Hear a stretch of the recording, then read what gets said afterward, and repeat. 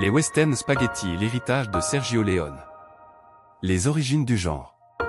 Le western spaghetti ne commence pas avec Sergio Leone. Bien avant lui, des cinéastes allemands écrivaient déjà ces histoires, sans avoir jamais foulé le sol de l'Ouest américain. Une véritable tradition européenne s'était établie. Puis vinrent les Italiens, qui se mirent à produire ces films en masse, faisant souvent appel à des vedettes américaines en fin de carrière ou à des talents émergents comme Clint Eastwood. Il s'agissait d'un genre sans grande prétention artistique, disons-le franchement. Ces productions visaient essentiellement le marché européen. Leone fut le premier à véritablement s'imposer aux États-Unis. Ses œuvres constituaient une provocation directe, car elles bousculaient les conventions profondément ancrées du western américain traditionnel. Clint Eastwood lui-même me l'a confié un jour. Ce qu'il appréciait chez Leone, c'était précisément cette capacité à transgresser toutes les règles établies. Leone demeure le seul réalisateur de western spaghetti à avoir réellement percé en Amérique. Pourtant, des dizaines d'autres ont été produits. J'ai moi-même été impliqué dans la production de tels films. Mais pratiquement aucun autre n'a été distribué sur le sol américain. Seules les créations de Leone ont rencontré le succès, car il était un véritable artiste. Son talent dans la mise en scène était exceptionnel. Il conférait à ses films une dimension, une importance qui transcendait le genre. Les westerns des autres cinéastes de cette époque restaient des productions modestes. Les débuts modestes. J'ai contribué à lancer le western italien. Mes premiers films, ceux qui précédaient une certaine production, étaient également réalisés avec des budgets dérisoires. À l'époque, et même par la suite, aucun réalisateur de western n'égalait Sergio en ambition. Le western était considéré comme un genre peu lucratif, même si certains d'entre nous, comme moi, l'adorions passionnément. Nous réalisions nos films avec des moyens extrêmement limités. Il ne s'agissait nullement de grandes productions italiennes. Le premier volet avait coûté environ 200 000 $, peut-être légèrement plus. C'était vraiment du travail à la chaîne, du cinéma industriel. Les financements provenaient d'Allemagne, d'Espagne et d'Italie. Ces trois parties se disputaient constamment pour déterminer qui paierait quoi. Les querelles étaient incessantes. Les producteurs revenaient sur leurs engagements et abandonnaient le plateau sans prévenir.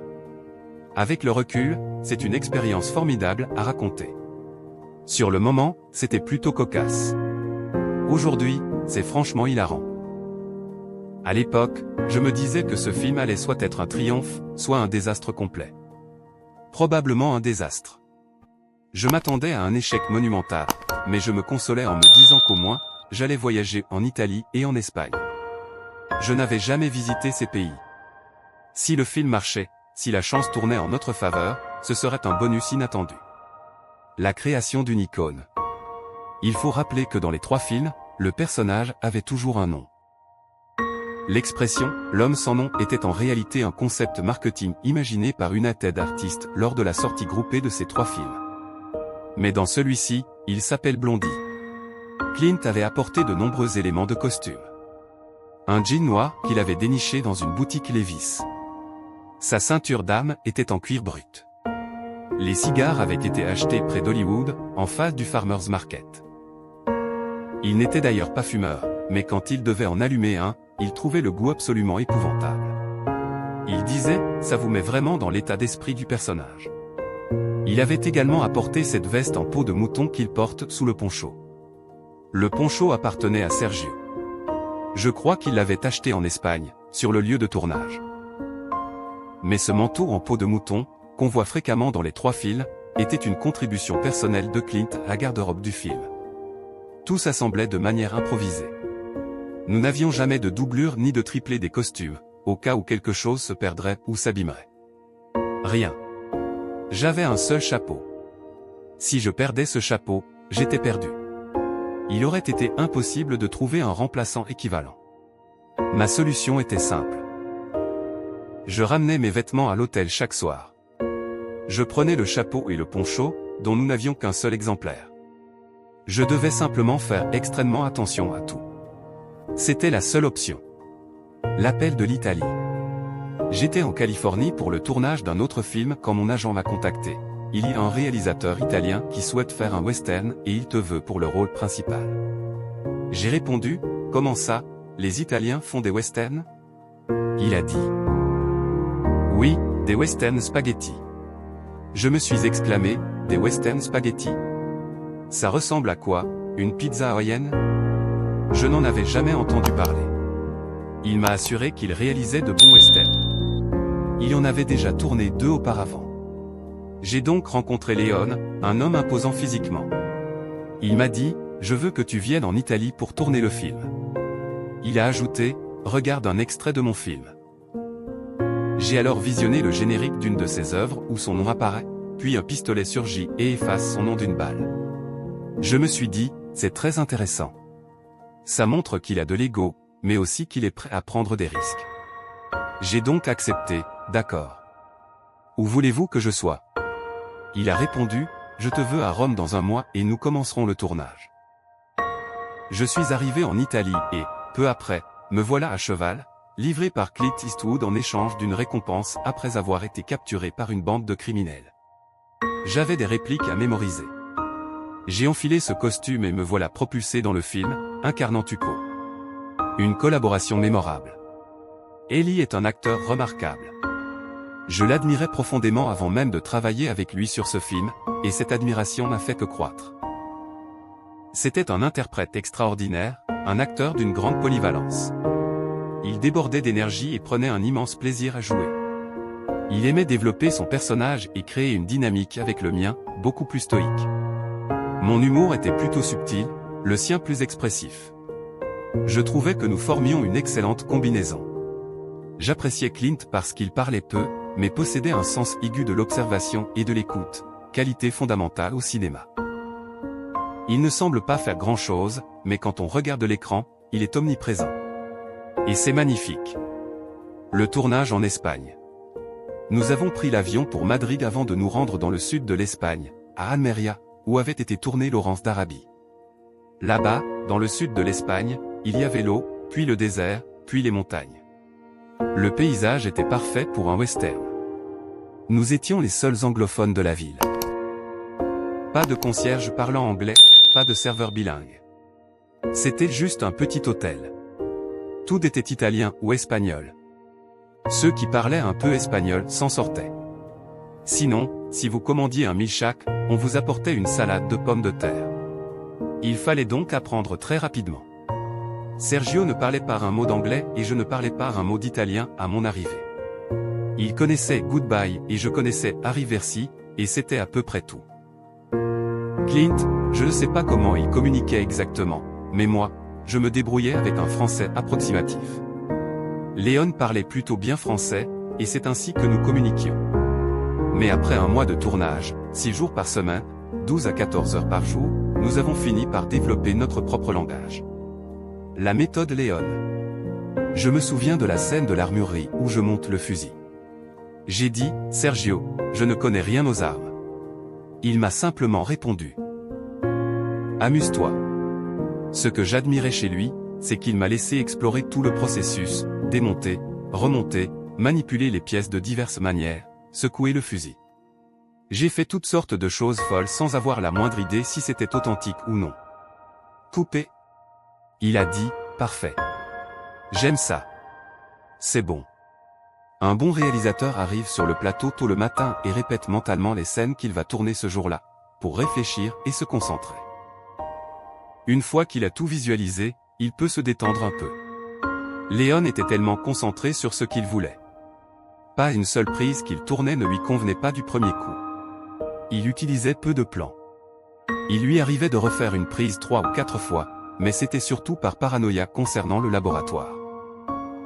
À l'époque, il faisait plusieurs prises en se doutant que le labo allait rater les 2 ou 3 premières, qu'un technicien allait rayer la pellicule ou la faire tomber. C'était vraiment chaotique. L'équipe était très désorganisée. Léon ne dirigeait pas beaucoup les acteurs. Il savait ce qu'il voulait dans son cadre. Il savait comment le composer. Il travaillait avec un chef opérateur formidable nommé Tonino Delicoli, un homme de petite taille qui était un génie de la caméra. Sergio a choisi Delicoli comme directeur de la photographie. C'est indéniablement l'un des meilleurs chefs opérateurs d'Italie. En Italie, les directeurs de la photographie sont exceptionnels. C'est une tradition séculaire. Le talent de ces gens est stupéfiant. Quand les Italiens se sont lancés dans la mode, ils ont dominé le monde. Ils sont incroyablement doués. Et dans n'importe quelle église de Naples, surtout à Florence ou à Rome, on trouve un chef-d'œuvre, une peinture extraordinaire. Les défis du tournage international. Sur le plateau, chaque acteur parlait dans sa langue maternelle. Il y a une scène avec mon frère. Il observait mes lèvres. Quand je me taisais, il parlait. Et comme je comprenais suffisamment l'italien, il parlait en italien, en français ou en allemand. Quelle que soit la langue, il s'exprimait naturellement. Il ne se préoccupait pas des bruits parasites. Comme mentionné, la caméra faisait un peu de bruit. Il s'en fichait complètement. Du moment que l'image était nette, c'était l'essentiel. On tournait une scène et, hors champ, on voyait deux types jouer au frisbee, faire des gestes ou raconter des blagues, et on entendait des conversations. C'était vraiment très distrayant. Mais je faisais abstraction de tout ça. Cela me donnait même une raison de me concentrer davantage. Il n'était simplement pas habitué au silence absolu requis sur un plateau où le son est prioritaire. De toute façon, j'improvisais beaucoup, et Ellie également. Nous tournions les scènes, nous faisions ce que nous voulions, mais il fallait quand même penser au son, car nous allions tout redoubler plus tard. Le défi du doublage. Il y avait un acteur vivant à Rome, Mickey Knox, et lui ont confié le doublage. Je m'installais dans une petite salle de projection et je repassais le fil, chaque dialogue, encore et encore. Je devais synchroniser ma traduction anglaise avec les mouvements de lèvres d'Ellie et de Clint. C'était plus simple avec les autres acteurs, car ils parlaient anglais, et souvent, cela suffisait. J'ai passé une matinée entière sur une seule réplique, seulement 2 mots.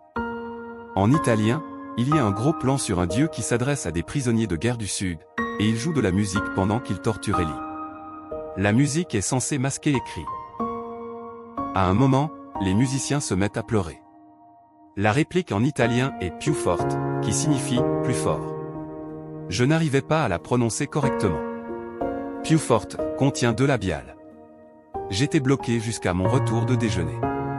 Là, je me suis dit, attendez, j'ai trouvé. Aucun travail n'était aussi crucial et efficace que le doublage. La synchronisation devait être parfaite, sinon le public américain aurait remarqué l'incohérence et aurait immédiatement rejeté le film. Le principal défi que j'ai toujours rencontré en traduisant et en adaptant des scénarios de l'italien vers l'anglais, c'est l'humour. Il est fondamentalement différent. L'humour américain est souvent à l'opposé de l'humour italien. J'ai dû décoder l'humour américain et l'incorporer au dialogue. Le pouvoir du silence. C'est un principe fondamental du cinéma, particulièrement dans les films d'action. Moins il y a de dialogue, plus l'impact est fort.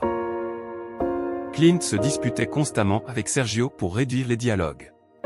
Il pensait que son personnage devait rester silencieux, sans explication, se contentant de phrases quasi fragmentaires. Les rares répliques de Clint sont souvent mémorables. Par exemple, dans Le Bon, la Brute et le Truand, lorsqu'il commente enfin le carnage de la grande bataille sur le pont, c'est un véritable choc émotionnel, car jusque-là, il n'avait rien dit sur l'absurdité de tout ce conflit. Il n'avait pas prononcé un mot, mais quand il lâche finalement cette phrase, elle frappe avec une force incroyable.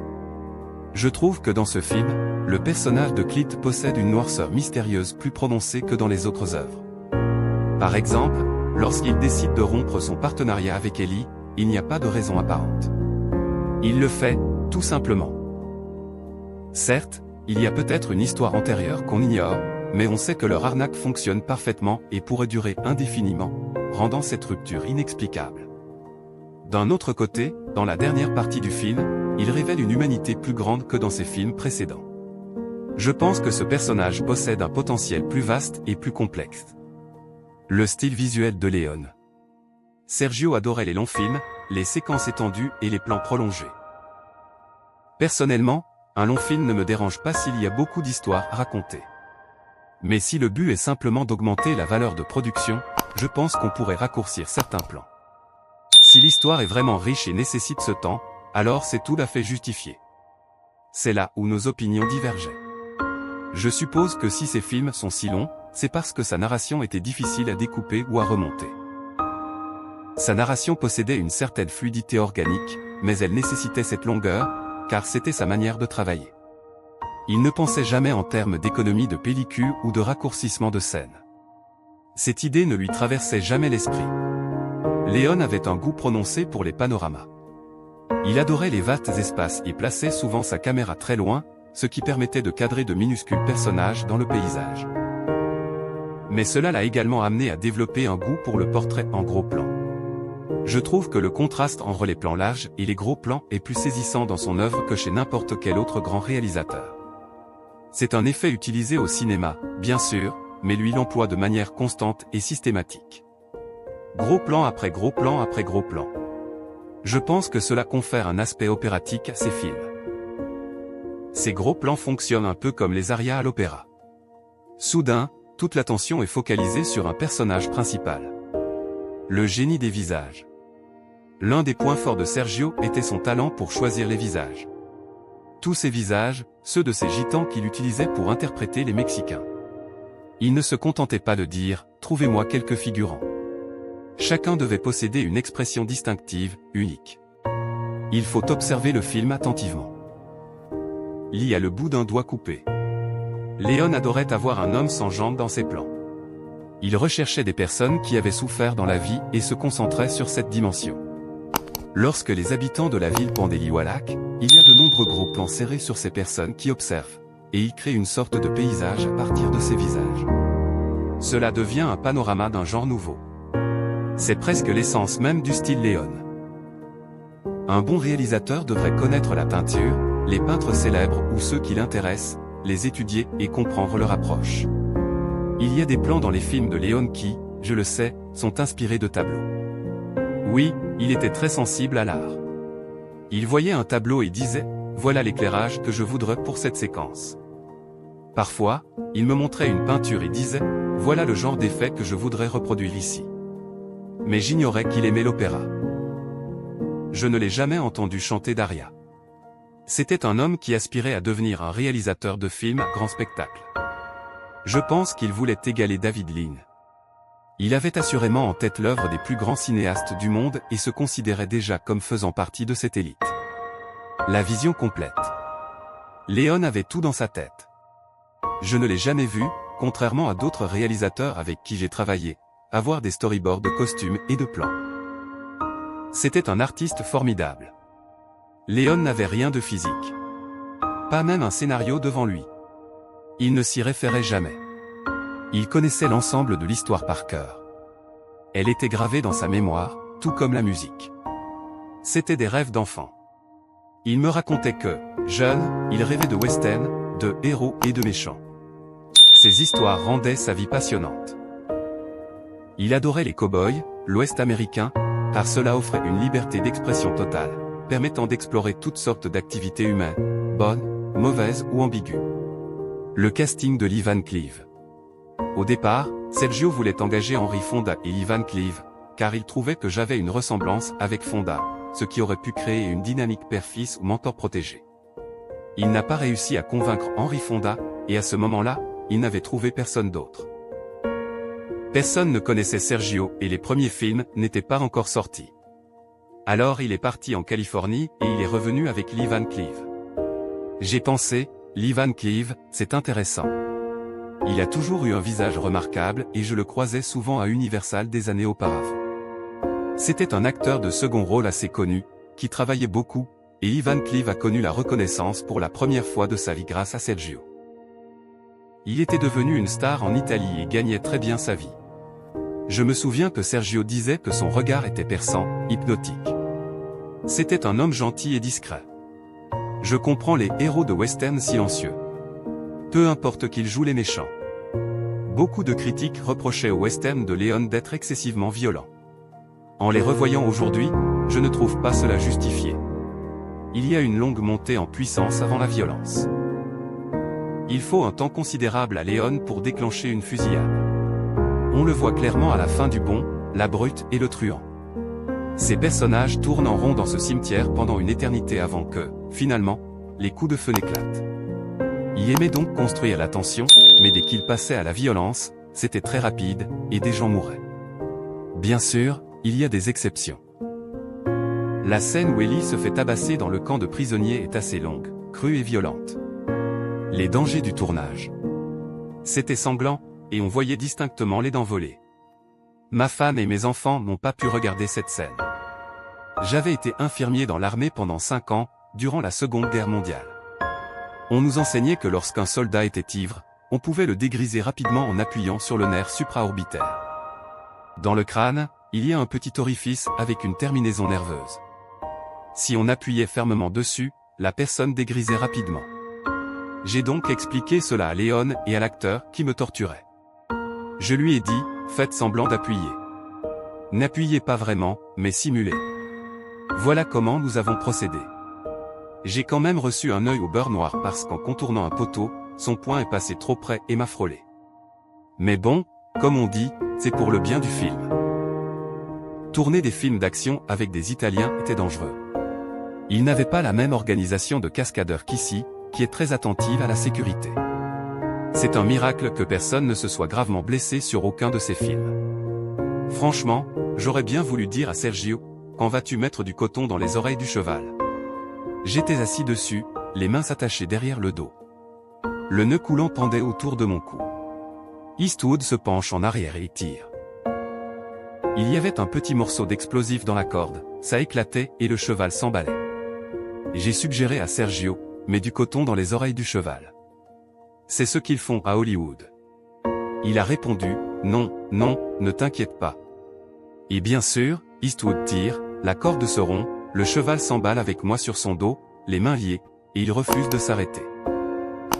Le cheval n'avait aucune idée qu'il allait entendre ce bruit effrayant à nouveau et m'a emmené sur plus d'1 kilomètre avant de s'arrêter finalement. J'ai tourné une scène où j'étais allongé près d'une voie ferrée. J'étais menotté à l'homme qui me battait régulièrement et un train fonçait vers nous. Léon dit, Ellie, je veux qu'il voie clairement que c'est toi.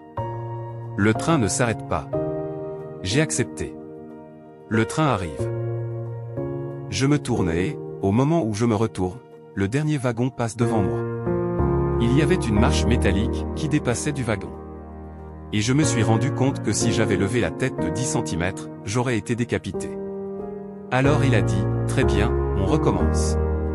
Un incident dangereux. Quand je cherchais l'or, je devais déchirer le sac et les pièces devaient tomber. Ils avaient utilisé de l'acide qu'ils avaient versé sur le sac pour que, quand je le frapperais, il se déchire facilement. Il y avait une boisson gazeuse italienne au citron que j'adorais. Elle était vendue dans une bouteille avec un petit bouchon blanc. Je l'ai donc vue là, à côté de l'objet en cuir. Je l'ai prise et ouverte. Dès que j'y ai mis les doigts, j'ai su que ce n'était pas ma boisson préférée. C'était l'acide. Mon premier réflexe a été de cracher. J'étais furieux. J'ai dit à Léon, je ne tourne plus aujourd'hui. Léon n'essayait pas de me tuer parce que je n'avais pas encore fini le film. Ils ont commandé du lait et j'en ai bu environ 1 litre pour neutraliser l'acide, puis j'ai repris le travail. Authenticité et recherche. Tous les réalisateurs de films historiques font de grandes déclarations sur l'authenticité, et Léon ne faisait pas exception. Il disait, j'ai lu tous ces livres sur le camp de prisonniers. Il s'était documenté sur Andersonville. Il avait lu tout ce qu'il y avait sur l'histoire de la guerre de sécession au Texas. Et il y a apparemment eu un seul petit affrontement. Rien de comparable à celui qu'il nous montre dans le film. Mais je ne crois jamais vraiment les réalisateurs quand ils parlent d'authenticité historique. Ce n'est pas leur priorité principale. Un film historique doit simplement être plausible dans ses détails. La plausibilité est importante pour la crédibilité émotionnelle. Dans les vieux westerns de mon enfance, les acteurs ne s'habillaient jamais comme dans ce film. Jamais. Quand j'étais chez lui, je lui ai demandé, où as-tu trouvé l'idée de ces longs manteaux qui descendent jusqu'aux chevilles? Il a répondu, je vais te montrer. Il possédait un livre américain sur l'Ouest, et il y avait une photographie de cow-boys portant des imperméables. Naturellement, ils étaient constamment dans la poussière, sous la pluie, et se couvraient tout le corps. Il y avait aussi une photo avec un train qui démarrait. C'était un authentique train de l'époque. En Espagne, ils en possédaient également. Et à l'arrière du train, le dernier wagon avait un canon qui dépassait.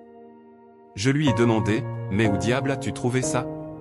Il a répété, je vais te montrer.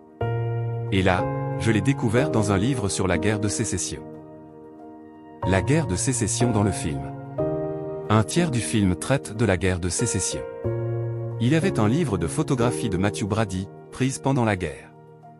Et si vous observez attentivement, il y a une scène où un train en hangar et un homme, les bras écartés, est assis sur le chasse-pierre à avant. Il incarne un espion confédéré condamné. Il y a aussi une scène où un groupe de soldats marche avec un homme. Il dépose un cercueil, s'aligne, lui tire dessus et il tombe dedans. Tout cela provient des recherches de Léon. Ils ont pris quelques libertés créatives, mais il a fait de son mieux pour rester fidèle à l'histoire. Il était très inventif. Ils ont fabriqué des répliques en Espagne. Il a donc obtenu beaucoup de matériel authentique, des mitrailleuses Gatling et autres. Tous les canons et les armes provenaient du musée militaire espagnol. C'était du matériel authentique utilisé par l'armée de l'Union et l'armée confédérée. Je crois que le budget de ce film était environ 4 fois supérieur à celui du premier. Il disposait d'une certaine liberté créative sur ce film, ce qui n'était pas le cas auparavant. Une partie du tournage se déroulait à Almería, mais pas entièrement. Nous avons également tourné dans le nord de l'Espagne, là où se trouvait le pont et les scènes de bataille. L'armée espagnole a apporté une aide précieuse sur le terrain, notamment pour les scènes de bataille. Le gouvernement espagnol a également soutenu la production de toutes les manières possibles. Conseil et mentorat. Clint m'a dit, écoute, c'est mon 3e film italien. Je vais te donner quelques conseils. Ne t'engage pas dans des situations dangereuses. Il m'a guidé d'une certaine manière. Il a été mon mentor. Il a pris soin de moi sur ce film. Et j'ai vraiment apprécié cela. J'étais peut-être un peu plus cynique concernant certaines libertés prises lors du tournage. Nous filmions un pont de 200 mètres, un vrai pont. Aux États-Unis, de nos jours, on utiliserait au moins des maquettes ou des effets spéciaux. Là, c'était un véritable pont, et ils l'ont chargé d'explosifs. L'armée espagnole s'en est occupée. Clint a demandé à Léon, où veux-tu qu'on se place? Léon a répondu, eh bien, j'ai une caméra ici, une là-bas, et une juste à côté du pont. C'est là que vous serez. Ils ont précisé, nous avons des centaines de kilos d'explosifs sur ce pont. Je me suis retourné et Ellie m'a demandé, qu'est-ce que tu en penses? Tu crois qu'on devrait faire ça? J'ai répondu, Sergio, où vas-tu être? Oh, je serai en haut de la colline avec la caméra. Et Clint a dit, c'est là qu'on sera. En haut de cette colline avec la caméra. Il allait superviser depuis là-haut. J'ai suggéré, on devrait peut-être y être aussi. Alors Ellie et moi sommes montés en haut de la colline. L'incident du pont. J'avais mon club de golf, un pitching wedge, et j'étais assis là à m'entraîner. Je faisais des swings, juste pour passer le temps. Et tout à coup, sans le moindre avertissement, tout le pont s'est effondré dans une énorme explosion. J'ai dit, oh mon Dieu, ils ont dû. Et nous nous sommes tous retournés. Ellie a dit, je crois qu'il filmait. J'ai répondu, oui. Il n'avait probablement pas allumé la caméra. J'ai plaisanté, dès que vous êtes prêts. Je commençais à devenir un peu cynique. Nous nous sommes mis à rire, et tout à coup, silence. Un silence de mort. Puis soudain, j'entends des cris, des hurlements retentissants. Nous nous sommes remis à marcher, et voilà Sergio qui arrive, complètement rouge. Je veux dire, vraiment écarlate comme une tomate. Il était en train de perdre son sang-froid, de hurler comme un fou, en italien et dans toutes les autres langues qu'il connaissait. Nous avons appris cela après coup. Ce qui s'était passé, c'est que l'armée espagnole avait construit le pont et avait décidé de laisser au capitaine espagnol l'honneur de le faire exploser. Alors, pendant que les caméras se préparaient, un des caméramans derrière lui disait en italien, « Prêt. Bien, bien, bien. » Et puis il disait « Bene », ce qui signifie « bien » ou « ok ». Le capitaine espagnol, qui ne connaissait rien au cinéma, est resté assis là, et quand il a entendu « Bene », il a simplement pensé « Oh, d'accord. » Boum. Et tout a explosé. Pas une seule caméra ne tournait. L'endroit où nous aurions dû être était vraiment dangereux. Mais c'était la première fois que j'entendais cette plaisanterie sur la préparation. Nous sommes redescendus à Almería, sur un autre lieu de tournage, pendant 3 semaines. À notre retour, le pont avait été reconstruit. Les Espagnols, le capitaine de l'armée en particulier, se sentaient tellement coupables qu'ils l'ont reconstruit gratuitement, et nous l'avons fait exploser à nouveau. Cette fois, c'est le spécialiste des effets spéciaux italien qui a actionné le détonateur. La dimension morale. Je pense que ce film possède une forte dimension morale. À la fin, l'immensité de ce cimetière, le nombre incalculable de vies perdues représentées par ces tombes qui s'étendent jusqu'à l'horizon, au-delà des plans d'ouverture. Je pense qu'il y a une morale profonde à cela. C'est une histoire d'avidité et de ce que les gens sont prêts à faire pour l'argent. On ne veut surtout pas que le personnage de Lee Van Cleef, présenté comme un véritable méchant, s'en sorte avec le butin. Ce type est un vrai salaud, sans la moindre vertu. On ne veut pas qu'il obtienne l'argent. En fait, on souhaite surtout qu'il l'obtienne, car il a tellement travaillé et s'est montré si déterminé pour y parvenir. Et je suppose qu'on veut que Clint l'ait aussi, car bien qu'on ne puisse pas vraiment le qualifier de figure morale exemplaire, il reste toujours objectif et équilibré. Il se tient légèrement en retrait de l'agitation et, au moment crucial, il intervient et résout la situation d'une manière moralement satisfaisante pour nous, spectateurs. Ce personnage est, je crois, très significatif dans l'économie narrative du film. L'héritage et la postérité. Les films ont connu un grand succès lors de leur sortie aux États-Unis. Ce qui s'est produit au cours des 40 dernières années, c'est que le public a commencé à les considérer sérieusement comme une forme d'expression artistique. Malgré leur aspect grandiose et opulent, ce sont des films qui reflètent une compréhension profonde de la nature humaine. Je suis curieux de comprendre pourquoi ce film est devenu culte, mais il est projeté régulièrement partout aux États-Unis, tous les 2 mois environ. Il a permis à ma carrière de se poursuivre. Les gens me disent, je ne savais pas que vous étiez encore en vie. Je ne savais pas que vous étiez encore actif. Et je réponds, oui, je suis toujours là. Je ne suis pas du genre à revoir mes propres films. Mais avec celui-ci, j'aimerais bien. J'aimerais m'asseoir un jour, mettre le DVD et simplement le regarder tranquillement. Pour un petit moment de nostalgie, revivre l'aventure espagnole.